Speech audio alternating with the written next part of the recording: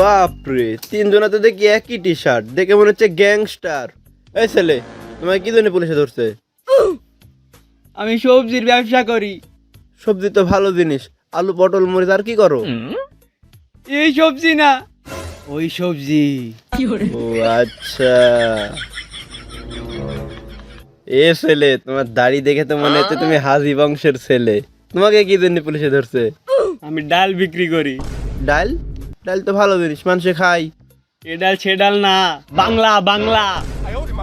আচ্ছা। এ তো দেখি অনেক ইনোসেন্ট ছেলে, তোমাকে কি জন্য ধরছে? আমি পাইলট, বিমান উড়াই। কোন দেশ থেকে কোন দেশে নিয়ে যাও বিমান? 00 থেকে 3X পর্যন্ত। বুঝলাম না তোমার কথা। আমি ক্যাসিনোতে বিমান উড়াই।